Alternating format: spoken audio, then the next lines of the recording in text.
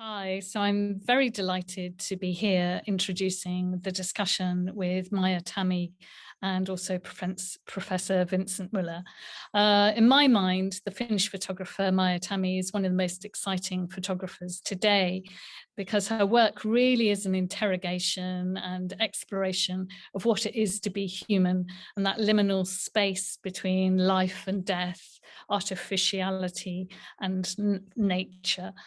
She originally trained as a photojournalist and she has an artistic practice-based PhD from Aalto University and has been given the title in Finland of Artist Professor, which is a big 4-year grant and award to do fundamental research, which is fantastic.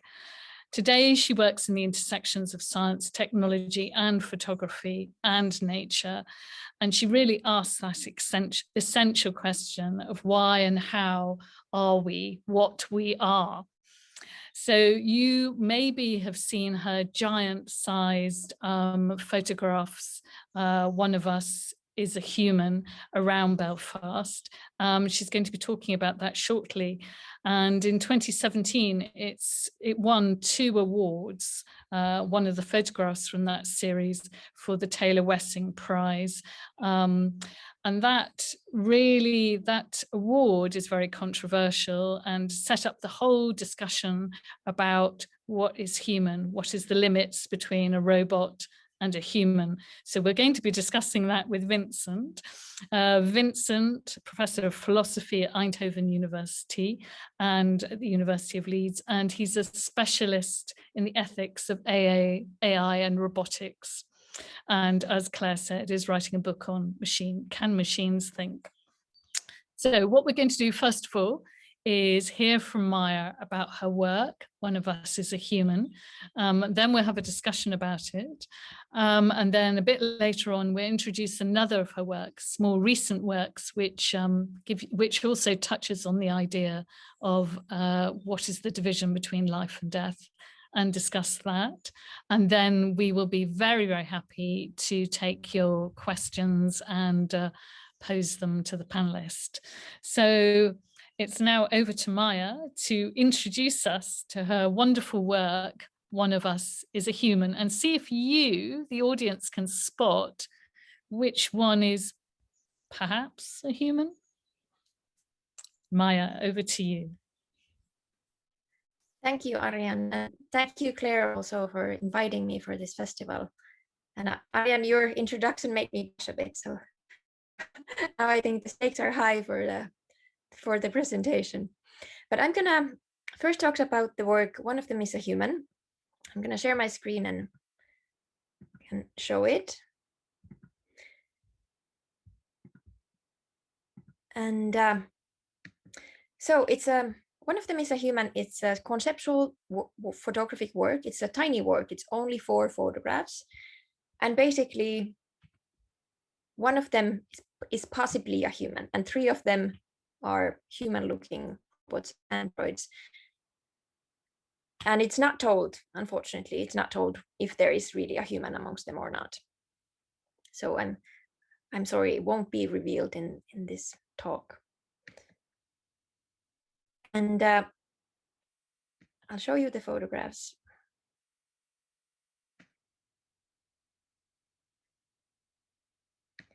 And I'll show you some installation photographs as well, in which forms the series has been shown. And of course, you maybe know best this one in Belfast. And one key element of the work is that this photograph, this one I can reveal to you. This one is a robot for sure. And I submitted this photograph to the Taylor Wessing Photographic Portrait Prize competition in 2017. And the competition it's a very traditional competition. So basically it kind of relies on the traditional view on portraiture, which basically means that we believe that a photograph reveals something deeper from the sitter, like perhaps their characteristics, their soul, or something.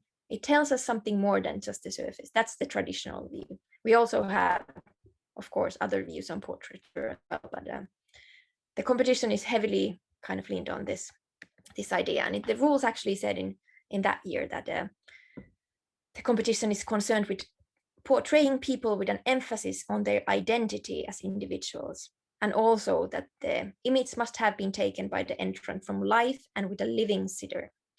And I submitted this photograph to the competition, and I did write at the back of the print that the photograph is representing a robot, and that it is against the rules, depending how they define this living alive in their rules, basically. And the photograph ended up winning 2 awards in the competition, but just the shortlisting of the portrait created quite a fuss in the media. Here are some headlines after the work was shortlisted. I especially am fond of the Chinese one, kind of making the differentiation between that there's a human portrait competition, kind of implying there might be other kinds of portrait competitions as well, maybe open for androids as well, but not this one. And of course, there was not just a fuss in the media, also in social media, and there was quite a bit of also angry photographers, because the competition broke their own rules, basically. And there was some people saying that, okay, if it doesn't matter if the thing is alive in the photograph, next year they will submit a photograph of a sofa to the competition, basically. And so the jury had to give their sort of excuses. Why did they break their own rules, basically? And I collected some of them for this slide. And especially the last one, where one curator is saying that this portrait, that it asks challenging questions about portraiture, which she doesn't tell what challenging questions, but I could at least tiny bit assume that maybe it's about exactly the traditional view on portraiture. Since if we believe that a portrait shows something deeper or reveals the soul even of the sitter, then why would it not do the same for an android? And it's very, very interesting question in that way. But now I'm gonna stop the share and hand back to Ariane, basically.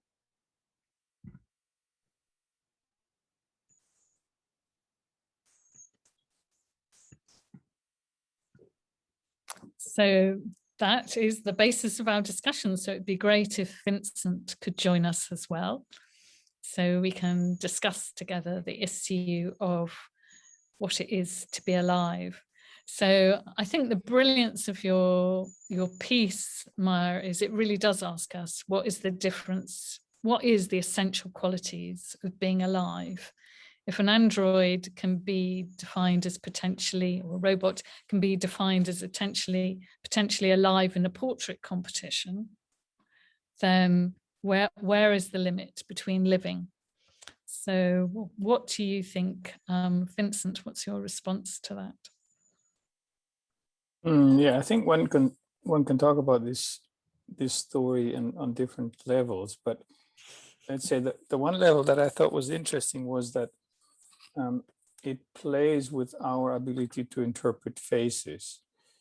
And one thing that always struck me as an interesting feature of this discussion is, of course, that humans are really good with faces, so we're recognizing other people by their faces. If you would try to recognize people by their hands, for example, very hard. I think I could recognize perhaps just a handful, literally, of people by their hands. Very, very few people, and we are not good at that. In fact, in the old days, people used to put just a black bar on photos to anonymize them, so that already that works.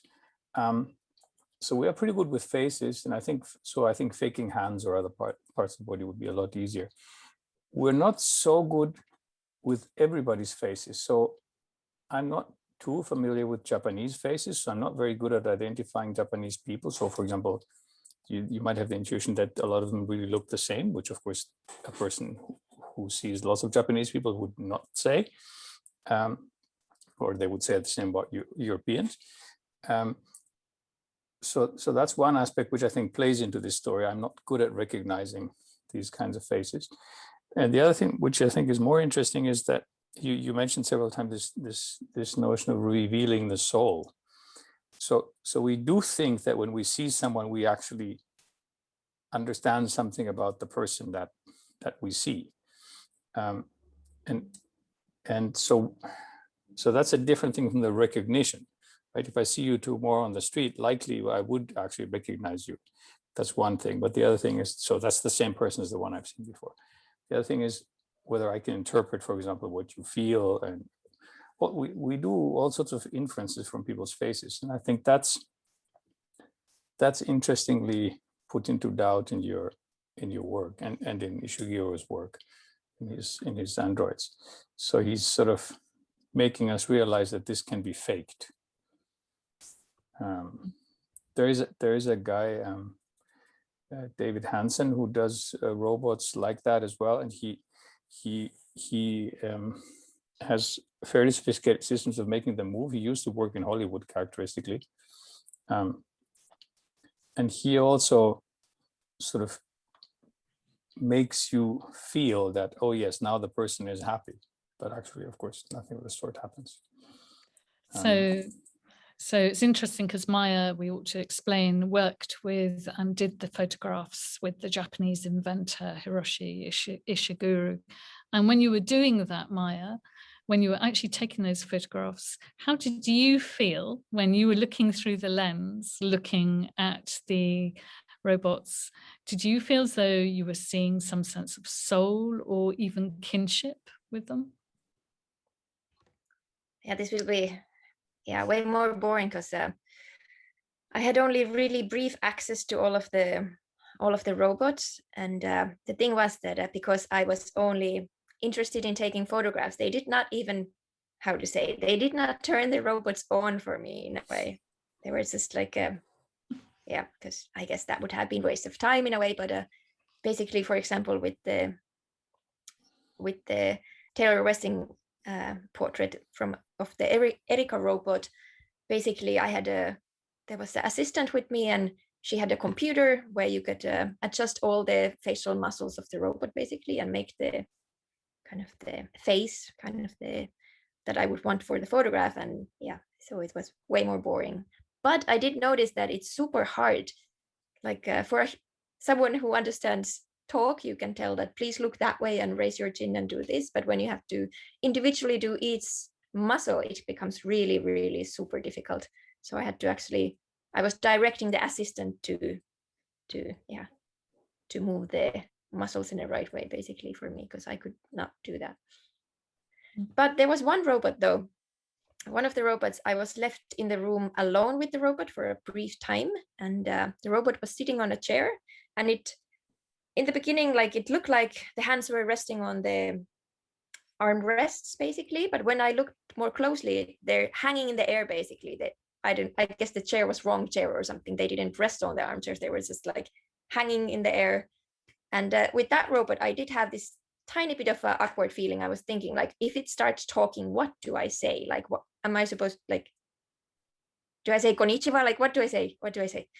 I had a tiny bit of a thinking, like, how should I communicate? But that was really brief moment. And as you said, the curator said your work posed some very challenging questions to portraiture. What other challenging questions did it actually raise?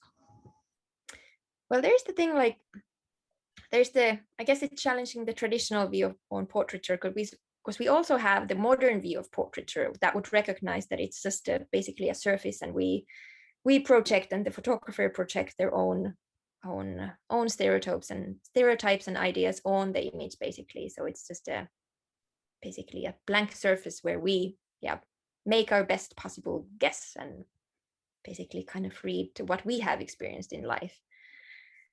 And the postmodern view on portraiture that in turn would kind of acknowledge that portraiture, the whole event, is sort of a role play where the sitter and the photographer and the viewers all take active part basically to create the illusion, so to say, of illusion of a story, illusion of a story of a person, I guess, in a way. So this wonderful provocation as to what it means to be alive, Vincent, it always strikes me as really curious that human beings, there's a great drive to replicate the self and basically create oneself as a technological spectacle, as like the androids.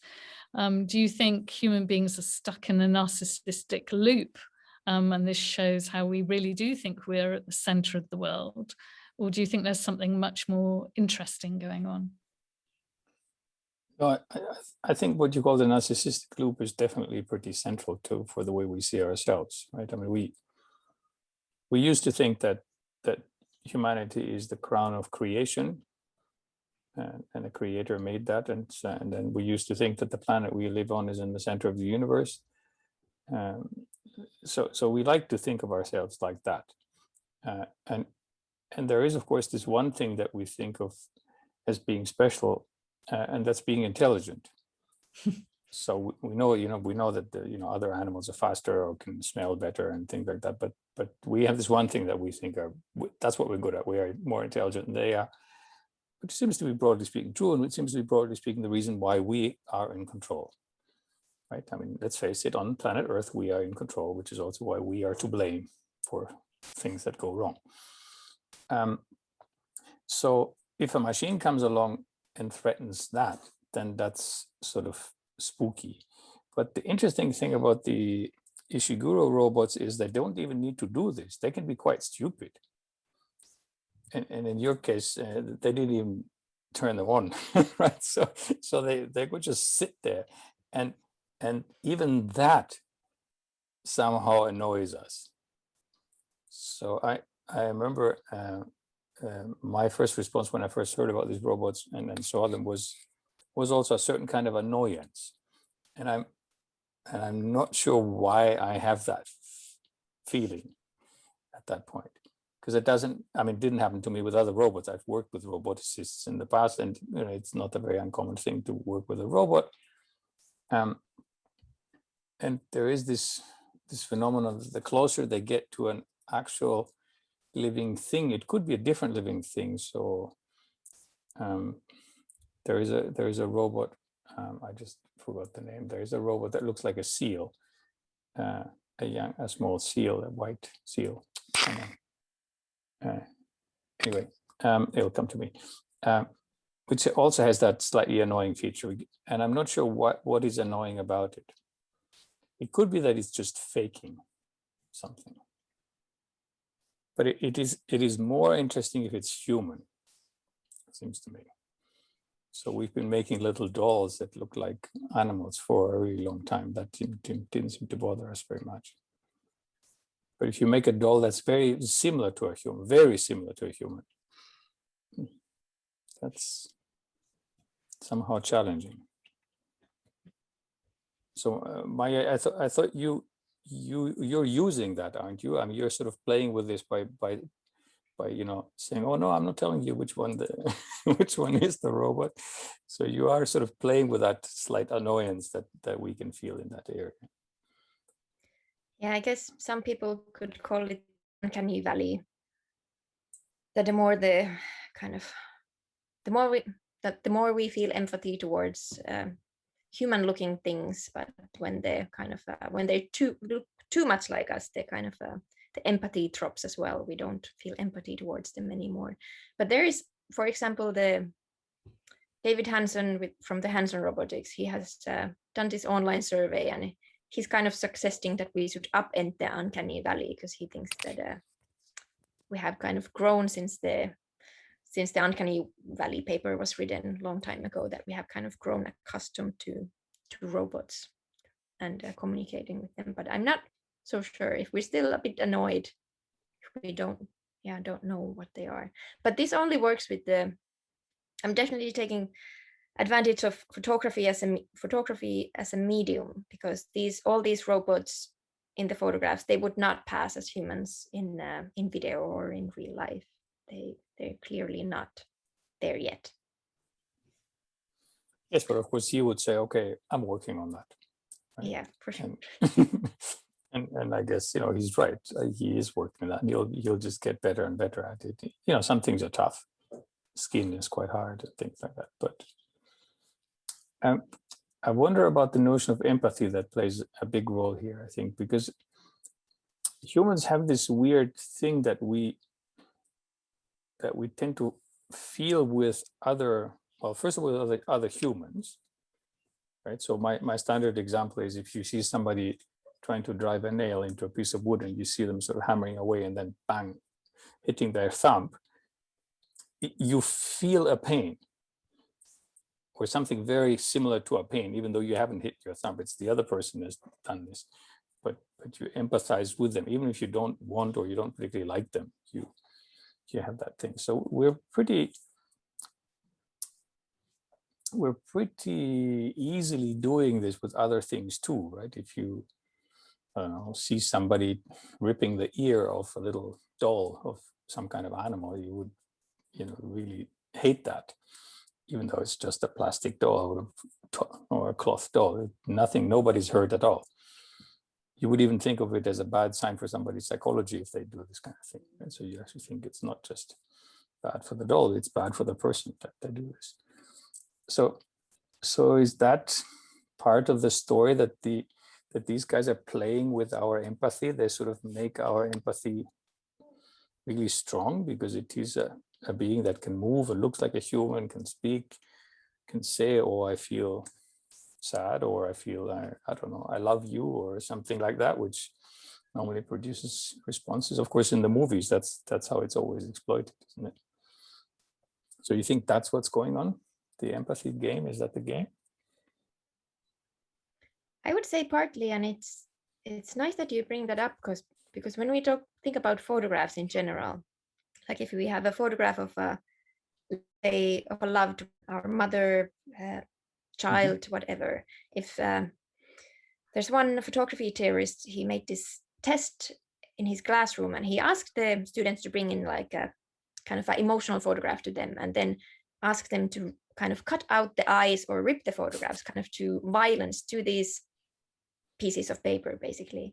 But the students, most of them didn't want to do it because it feels like if you hurt the photograph, if you hurt the representation, you're like somehow hurting the actual thing as well. So photography is really like kind of somehow bound into this, even though we're now talking about, because in a way we're talking about photographs, but at the same time we're talking about what they represent as well. It's like kind of this link is there in often when we discuss and think as well. So it is kind of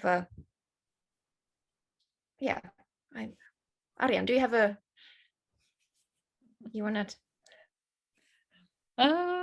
Yes, I think there's something very interesting about looking, isn't there? The act of looking. We're always looking for connection. And that's something to do with the pattern recognition, which happens in looking. And the latest neuroscience has looked at the fact that actually the brain plays a stronger role in our act of looking than ever before. And so then how far are we always looking for ourselves and always looking for things in relationship to ourselves is my question. Yes, the neuroscience theory of the mirror neurons indicates that something like that is happening. So that the neurons that are active when you're doing something like driving a nail in with a hammer are the same ones as the ones that are active when I'm watching somebody driving a nail in with a hammer. So that seems to explain why I can feel what it is like to drive a nail in with a hammer, because I've done that kind of thing before. I get a feeling for that. Which also explains why it doesn't really work if I see people doing something which I don't know. Exactly. Right. So if I see people playing baseball, for example, it doesn't do much for me. I've never played baseball. And yeah, I obviously have an idea what I've touched a baseball bat, but I've never actually hit a ball like that and so on. So if I watch it with an American friend who's done that as a boy or something like that, they would say, yeah, sure, that's a great feeling. You're going to hit the ball just right and then off it flies. But I don't have that empathy with There's also the whole question of immortality as well, though, isn't there? That in a sense, Ishiguro has himself said that creating those robots is a way of extending his life. So again, are we just trying to extend our lives in this way? I personally think that's definitely a part of the story. I think that quite a lot of the discussions that we are now seeing about transhumanism are essentially based on that. So the idea that people are really, really scared about the fact of death, which of course is natural. They're less likely to believe the religious stories about what's going on. And so if somebody can offer an alternative story that, well, maybe you'll survive in the form of uploading to a virtual world or uploading to a robotic device that will then live like that. That is a very, very attractive idea. So that leads us very neatly to one of Maija's latest works, which is called Immortal's Birthday. And you're going to have a little surprise here because there is something in nature which could be immortal. So Maija, describe to us that project. It's one of your great latest photographic projects, which is also a book project and won a major award. Thank you. I'm going to share my screen. Should be able to. And I'm going to introduce you into the work with this kind of little work. So this is a fruit fly. So it's an example of a quickly aging species. And then we have a Daphnia pulex, which is basically plankton. And then we have an example of a moderately quickly aging species, if we compare to many other things. And another example of moderately quickly aging species.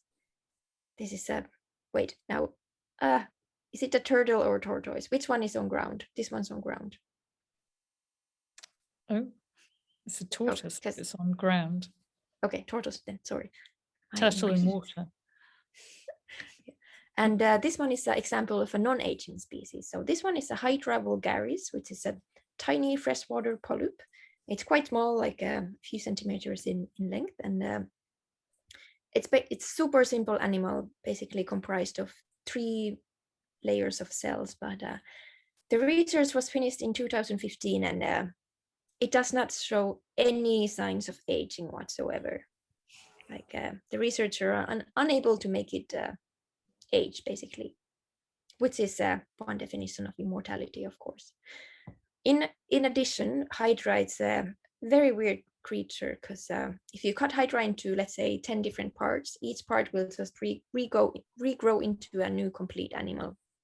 So it's a sort of a superstar of regeneration. And I did an exhibition kind of around Hydra in some ways, but also combining religion and Greek myths and kind of all these things about how we think about immortality, basically. Well, not all things, just some things, because there's tons of them. And the main piece of the exhibition is a video called The Problem of the Hydra, and it examines the practical and metaphysical questions raised by the Hydra all the way from the 1700s to the present day. Because actually naturalist Abraham Tremblay already found Hydra in the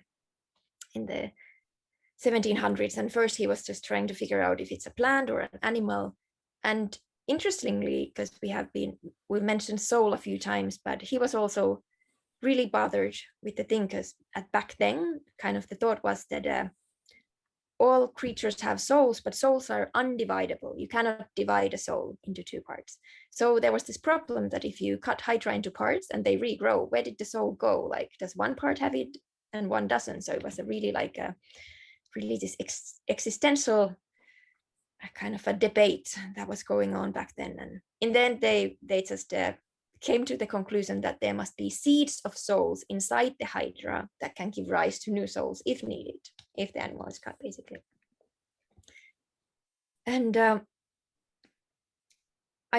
is from the exhibition, it's a birthday portrait for the Hydra, because when I was interviewing the researchers about their research. Basically, some of them said that they kept having birthday parties to the Hydra, which if something doesn't age at all, I found it such a confusing thing in a way. I think also, like, for androids, would you keep a birthday party for an android? I don't know, would you? And this is one installation photo. It's called Relic, and it's actually a cake, that Jello cake, that there's a subwoofer underneath, kind of, that makes it kind of shake with the sounds of heartbeats, very slow heartbeats.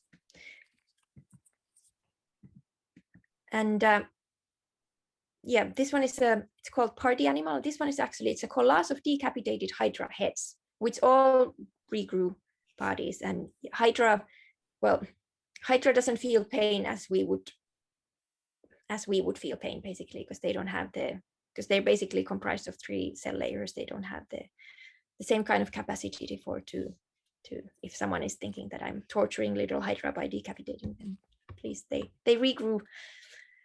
But it's called Party Animal because in the mid-1750s, because of Abraham Trembley's research, actually, it's kind of, the word spread in the European upper class circles, and it became kind of this party mascot. So people wanted to have Hydra in their parties to show off to their guests that they have this thing that can regrow if it's cut, basically. And I guess that those days parties lasted more than a day, because Hydra does need from a few days to a week to regrow. So I guess they had long parties then.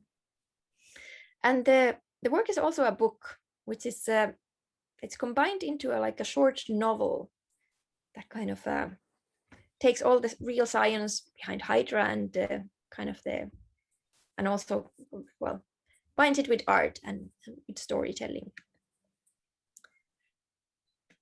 And this one I've titled Hive Mind, because it's from this really weird experiment that you can take, let's say, 30 Hydra, and you put them in this solution that basically kind of dissolves all the cells. So basically the kind of into single cells. So you have kind of a soup, all the Hydras are single cells, basically. There's just floating there. And you take this soup and you put it in a centrifuge, and you make a little pellet out of it, little cake, sort of. And then you put it into water, and it starts regrowing, all the Hydras. But weirdly, they start regrowing as a clump first. Like, they're all regrowing, but they're all attached to each other, and they move with each other. And in the end, they detach from each other, the complete Hydras. And it's very amazing to see this experiment, basically. And I think I'll stop the share here and let the discussion take on from here. So, as you can see, that's absolutely fascinating in the talk about uncanny reality, defining alive in the age of androids. We've actually looked at something which is uncanny and very, very much real, and nothing to do with technology and everything to do with nature. And probably challenges robots in terms of immortality, because robot parts wear out, but the Hydra continues. What are your thoughts on this, Vincent, on this intriguing natural creature? I'm trying to wrap my head around the relationship between the two, which is kind of tricky, because I thought, okay, the robots are clearly not alive, and they're not humans. And so it's sort of simple. They look pretty similar to humans, but they're not. So they're fakes of some sort. So the Hydra is I don't know, I guess it is an animal of some sort, but it's a tiny one, right? It's about, I just looked it up, it's about 1 centimeter long maximum, so it's not that big. And again, I think the fascination of biologists with that kind of a being, I think, would be because it seems to violate a couple of rules about biology. Right, where you have species, and species always seem to have individuals of a species, and there has to be some kind of reproduction system so that you have new individuals. So here that doesn't seem to happen, right? So obviously they don't reproduce, right? They don't. Actually, they can also reproduce. They clone themselves and then they can also sexually reproduce. So they can basically do everything. Okay. And again, it seems interesting for immortality. So one thing that is interesting about the story, of course, is the question of the individual, right? So we are not really interested in immortality of our species. I mean, that would be nice also, sort of thing, but we're not really worried about that. What we're worried about is the immortality of me, right? I'm going to die. That's supposed to be the bad news, right? I'm not so sure that people think this through, because it's not really so clear that it would really be good news if that suddenly stopped, for example, right? We would have some really, really nasty new problems if that were to happen. And even if it were to stop in such a way that we don't reproduce anymore, which of course would be leading to overpopulation in a nasty way very quickly, it would still lead to all sorts of interesting problems. But anyway, so this assumption that we're talking about myself being the same person as the person that I don't know, had breakfast this morning, and the person that my mother shows me in the photograph, which says, look, Vincent, that's you, and doesn't look like me at all, but she claims that was me. So there is some sense in which you can understand that that's the same individual person. It's basically some kind of spatio-temporal continuity between these two things. And I guess that is challenged here too, right? Because it's not so clear how you can be the same thing over such a long time and still be the same individual. But the interesting thing is that we don't seem to insist on that either. So the Christian story, for example, about survival of your death really isn't survival of your body, right? The Christians don't deny that your body dies. They say, well, your body dies and then something special happens. And this special thing, which is part of you, which is really the core of all of you, called the soul, that's the thing which survives. And then maybe sometime later, the body also gets resurrected in some kind of way, but that's not really the major promise. The major promise is that you have a bit which survives. That's you.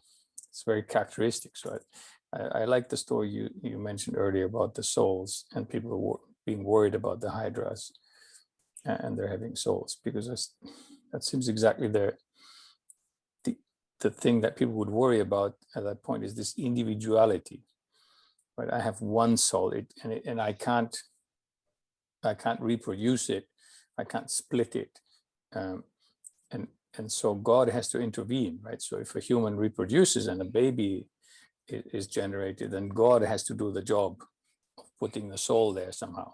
We can't do that, right? Which is always, so if that is the correct story, then there's no way we're going to do this in AI, right? Because we just we don't know how to do that. How to add souls, we have no clue, right? How that would be done. And they're not supposed to be physical either, right? So there's no chance that we can use physical methods to produce souls.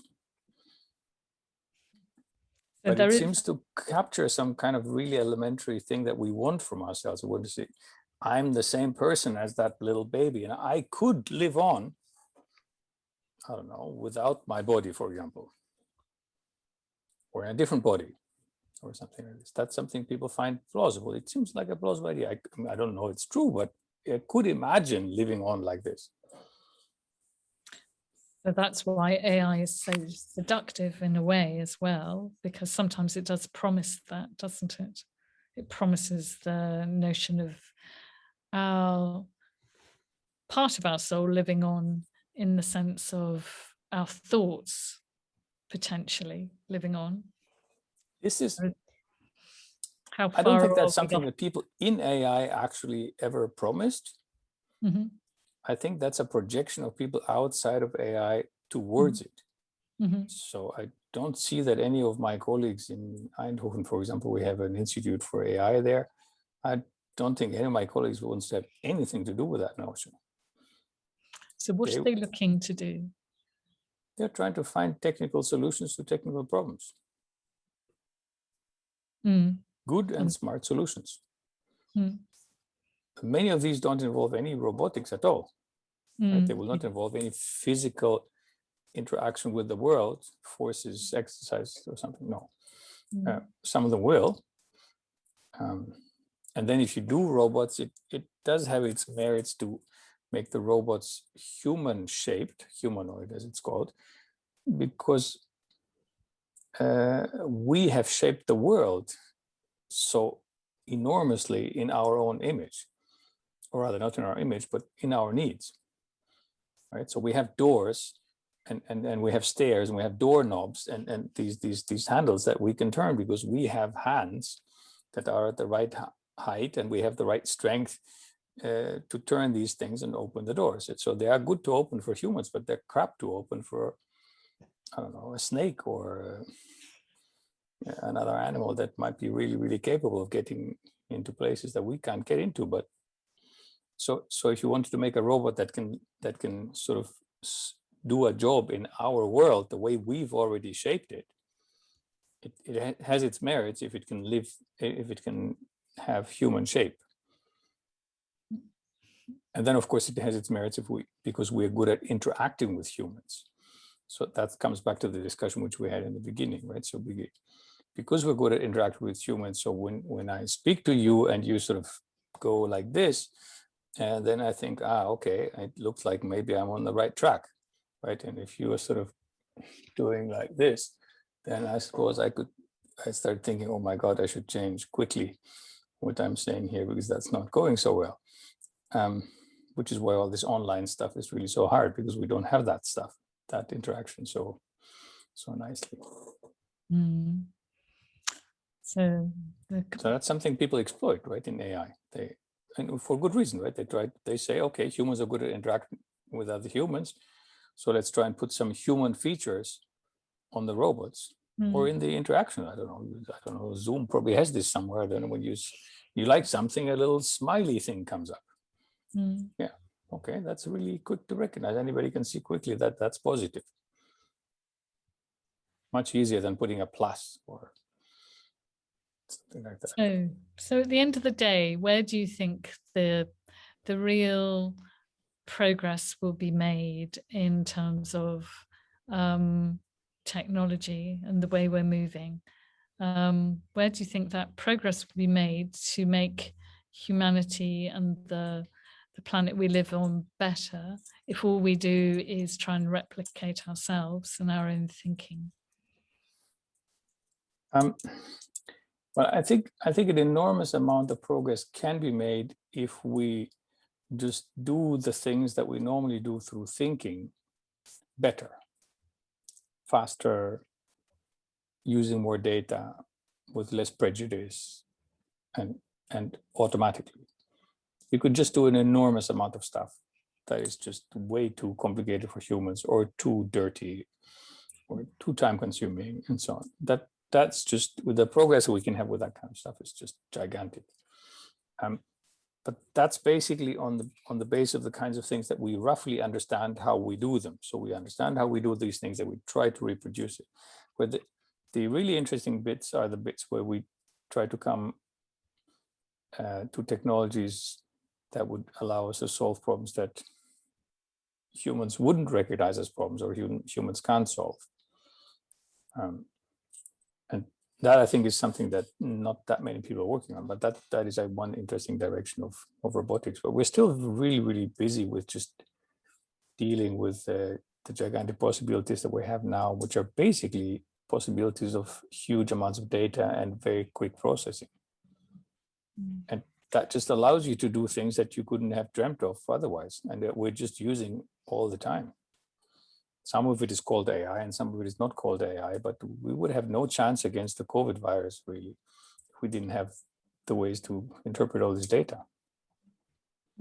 So it's directly saving lives. I mean, I think that's really obvious. Never mind the medical research and so on, but just understanding what the hell is going on, right? That with millions of people being sick and so on, that would be just impossible otherwise. Which is quite quite fitting in a way, like we have artificial intelligence battling with this thing, viruses that biologists, a lot of them kind of, with the definition of alive, viruses are not actually alive because they cannot reproduce themselves. So we have these kind of unalive things, and then technology helping us calculate what happens, and we're just the, I don't know, in the midst of it. I guess we take the consequences. Yes, I would like to hear a little bit more about your theories about, or your impressions about what the border between the alive and the non-alive is, because so there are some simple cases. Okay, so I'm alive, for example. That's a relatively simple case, and my laptop is not. That's also a relatively simple case. But there seem to be possibilities for borderline cases that would be interesting, and some of these would be AI, I suppose. Well, I guess when you start looking at the definitions of live death, basically, we think those are very simple definitions, but it becomes super tricky. Even if we just look at human death, for example, there are different definitions for human death. There's clinical death, there's biological death.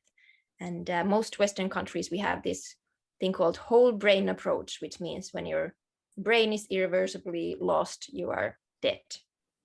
But then again, many of your cells are still alive, and they found like living stem cells in bodies that are like many days old. So it's kind of like this. It's a kind of it's not clear even to scientists or anyone. It's basically this kind of a line that has to be negotiated in a way and agreed. And of course, it's political at the same time.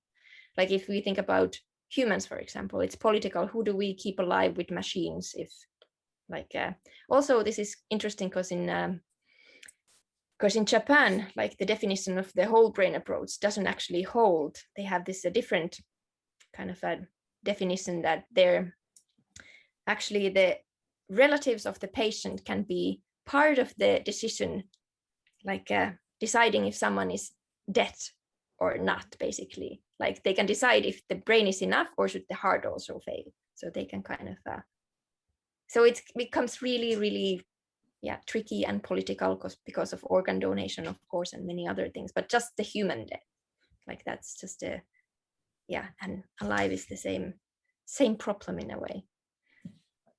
I think that problem that you outlined there is actually quite common.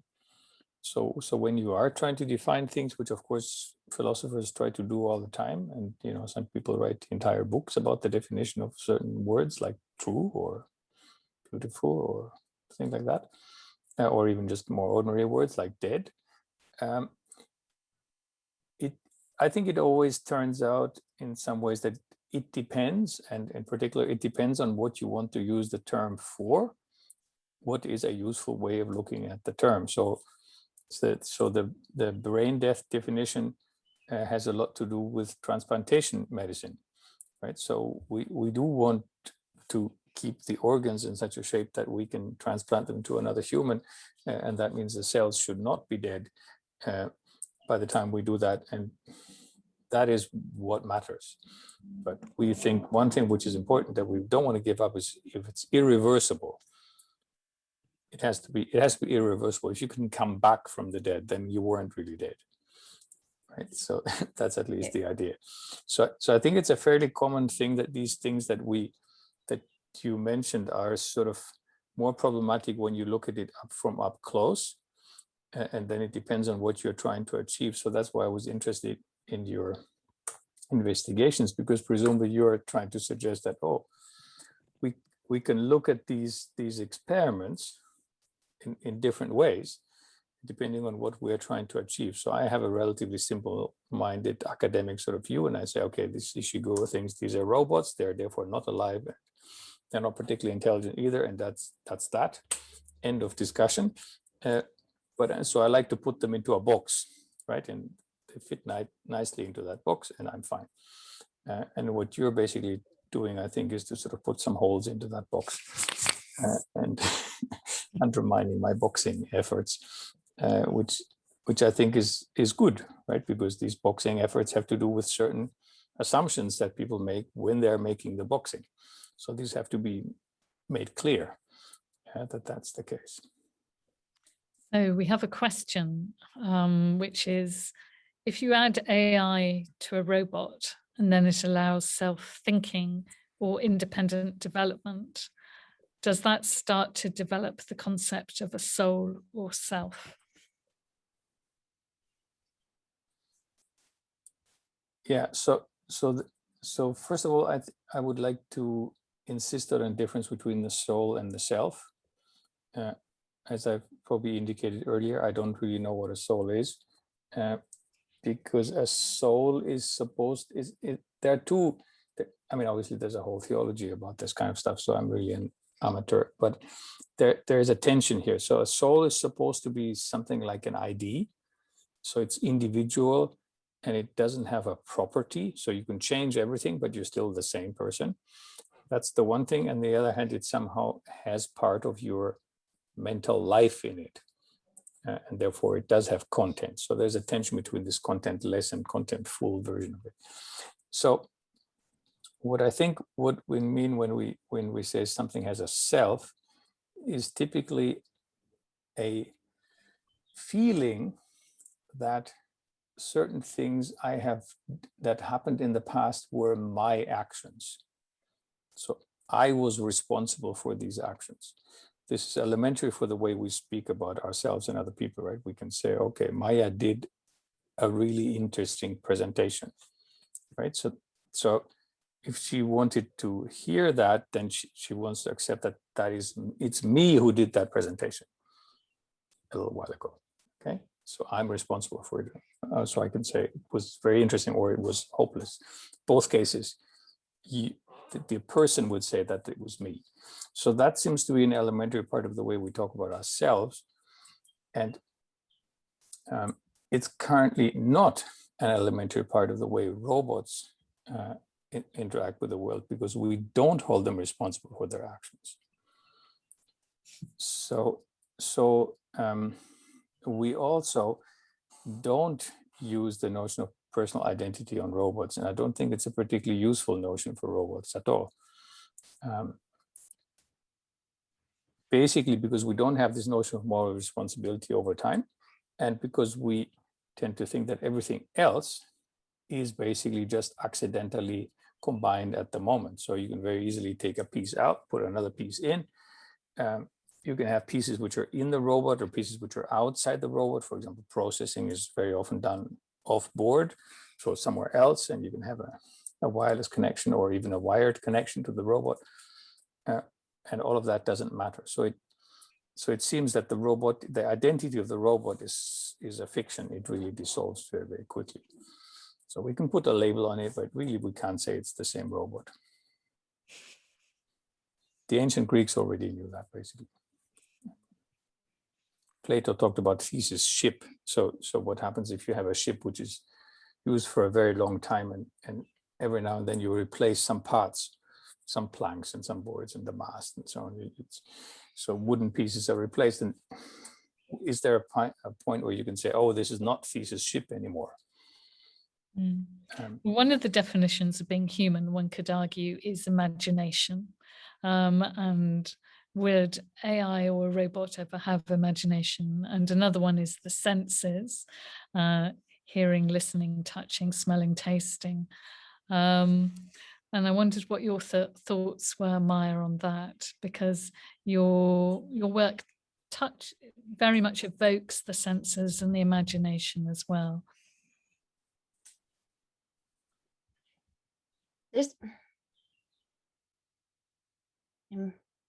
I'm only thing that comes to my mind now that I kind of feel that when it's a human looking robot, we're sort of or AI, whatever, we're sort of we're projecting our kind of own desires and own kind of own wants on it to an extent. Because for often, I don't know, at least in movies, it seems that robots, first of all, they want to live forever and they want to control the whole world, basically. And why would anything that would kind of why would they want to do that? Where does the want come from?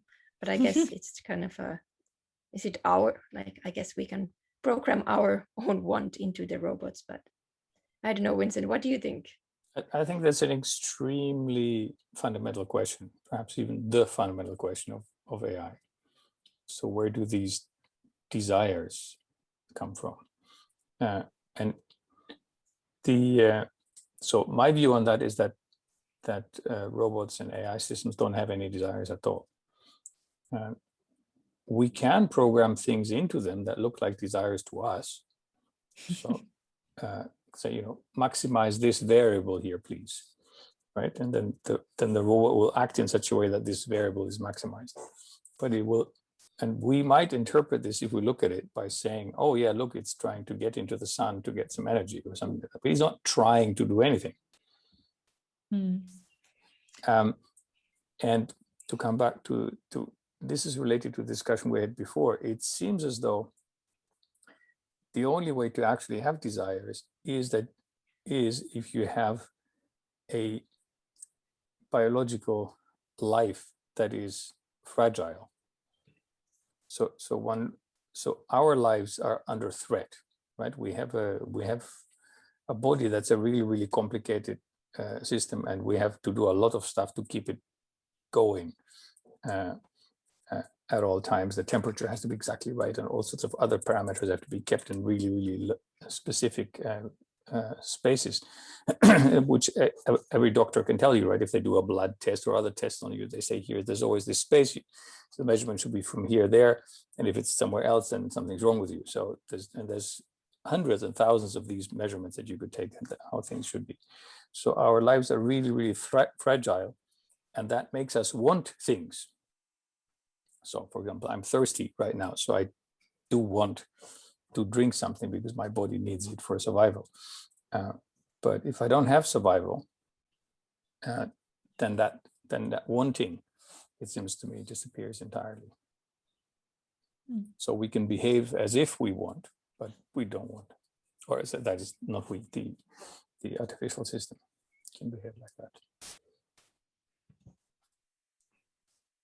Right. Well, that has been a fascinating journey through uncanny reality, defining alive in the age of androids, and raised so many different questions. And thank you so much, Maija Tammi, and thank you very much, Professor Vincent Muller. Maija Tammi's exhibition, as you know, you can see it on the streets of Belfast. One of us is a human, or is one of them a human? Have a look. And thank you very much, the audience, for joining us at Belfast Photo Festival. And that's goodbye from all of us. Goodbye for now.